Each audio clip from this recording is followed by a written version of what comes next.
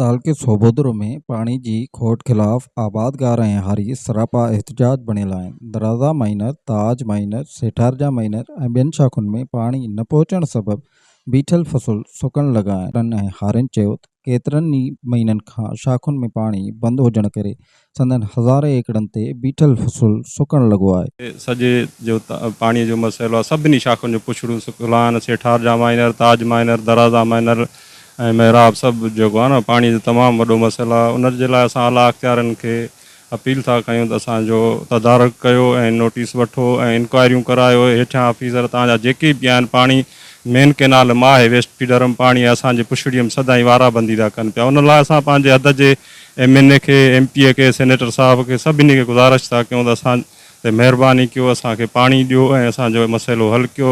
तमामु वॾो नुक़सानु आहे असांजे इलाइक़े में, कमंद सड़ी विया, बाग़ सड़ी विया, फ़सुलु कोन थो वहे। सो महिरबानी कयो, असांजो मसइलो हल करायो। रली उठो आबादगार सोबोदरो असां हीअ एहतजाज पिया कयूं पाणी जी खोट जे ख़िलाफ़। जीअं त सोबेदरे जी जेके बि शाख़ूं आहिनि, जिन में सेठारजा माइनर आहे, दराज़ा माइनर आहे, ताज माइनर आहे, मेहराबा आहे, खोड़ा माइनर आहे, इन्हनि सभिनी जी टेल ते पाणी सालनि खां वठी जेको आहे ख़ुश्क आहे। मुंहिंजी उमिरि जेको आहे 40-45 साल आहे। इन जे दौरान मां दराज़ा माइनर जी टेल ते पाणी न ॾिठो आहे। इहा असां सभु जेको आहे रिपोर्टूं ऐं जेको आहे अपीलूं कंदा रहंदा आहियूं जेको आहे सो पंहिंजे कहिड़ो खातो आहे इरीगेशन डिपार्टमेंट खे। उन्हनि खे सॼी इहा मालूमात आहे ऐं हू हर दफ़े माना नवां बहाना करे ॿुधाईंदा आहिनि। कॾहिं लॉ एंड ऑर्डर जो जेको आहे बहानो ॿुधाईंदा आहिनि, कॾहिं कहिड़ो जेको आहे सो त पाणी हिन माइनर ते कोन्हे को, बल्कि कुल माइनर ते कोन्हे को। हाणे ॻाल्हि इहा आहे त जेकॾहिं इन्हनि माइनर जे टेल ते पाणी न आहे त उन सां जेको ज़ेर ज़मीन पाणी आहे उन ते बि असरु पए पियो।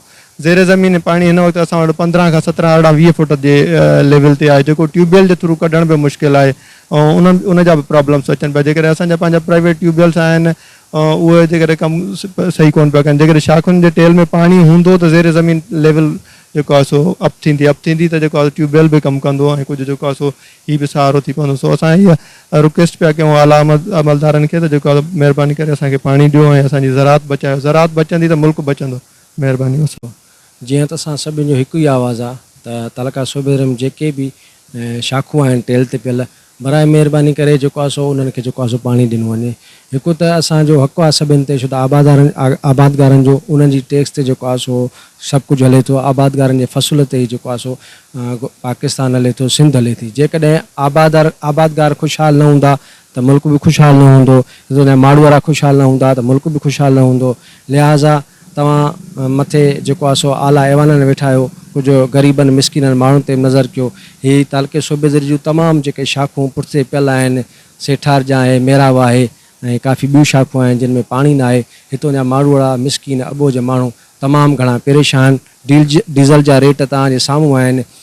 ॿियूं त फैसिलिटियूं न आहिनि, तालीम जूं फैसिलिटियूं तव्हांजे साम्हूं आहिनि। डिग्रियूं, नौकिरियूं, नौजवान हितां जा परेशान आहिनि।